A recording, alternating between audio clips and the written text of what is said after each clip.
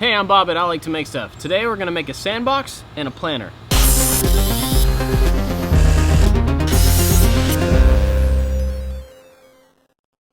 Finally time for me to replace this scrap-built sandbox. And this is all the lumber we need to do it. After cleaning out the toys, I dumped out the old sand to help level the ground. I live in South Georgia and the ground is sand anyway. Where I live, we don't have any rot-resistant woods like redwood, so I use pressure-treated pine. The sandbox is just a box. 4 pieces of wood, pieces cut to 48 inches and 33 inches. I use some 3-inch decking screws to screw them all together. One interesting thing about pressure-treated wood is that it's really wet because of the treatment, and so it doesn't split quite as easily when you're running screws in close to the end of the board. At the home center, I had them cut down a sheet of 3/4 inch plywood into the sizes that I need. I screwed this on with a lot of screws because this has to carry the weight of all the sand, and I bought a lot of sand. To make the legs for the box, I cut down decking boards. Now I made these 24 inches long, but depending on the height of your kids, you'll want to change that. I made 8 boards so that I could wrap each corner in 2 boards. I screwed these on with decking screws, but I had to use shorter ones so they wouldn't poke through the other side. Also added 1 screw to connect the 2 legs together. I did the same process for all 4 corners.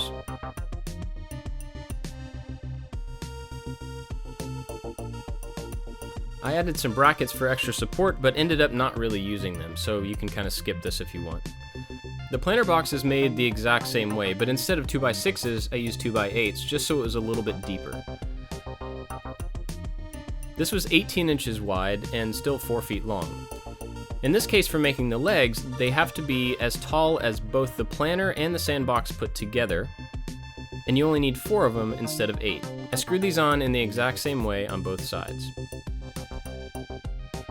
I added a bunch of small drainage holes to the bottom of the sandbox before dragging it into place. That thing is pretty heavy. Now, one of the few positive things about having sand for dirt is that it's easy to level things. I leveled the sandbox and then set the planter in place with the front of the planter resting on the back of the sandbox. Once I got them level and lined up, I just attached them with some decking screws through the bottom of the planter into the back of the sandbox. Since the lumber is pressure treated, you don't want to put any plants in there that you're going to eat, so I decided to line the inside of the planter area with a plastic lining. I cut a piece much larger than I needed and stapled it in place, trying to make sure that there were no openings down inside the planter. Wrapped it over the top and then used a knife to trim off the excess. I'm no gardener, but I assumed it needed a little bit of drainage, so I made a few holes. To dress up both boxes just a little bit, I decided to make a frame to go along the top of both sections.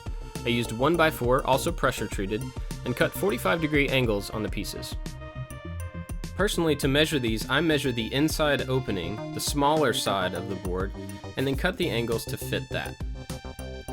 I attached them with some decking screws, but you'll want to make sure to use a lot of screws because these are hanging over the edge and a little pressure from the outside could pull them off.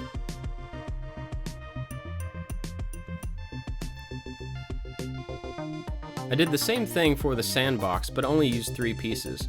You can see the back corner of this doesn't have a miter on it, and if you wanted to, you could notch that out so that it wrapped around the planter section. It wasn't really worth the time for me. Once this is screwed on, the construction's really done, and then I just had to add a whole bunch of sand. Last, I just filled up the planter with some potting soil. There's different types of soil, just make sure you get the right kind for a container. Finally, I added a small water feature. Now, the best way to do this is to go to the plumbing section of the store, tell the person what you want to do, and they'll tell you the exact right fittings. I've tried to do this before on my own, and I got all the wrong stuff. It's just a matter of gluing these together, adding the spigot, and then screwing it onto the side. I screwed in the hose at the bottom, and now we've got water for the sandbox and the planter.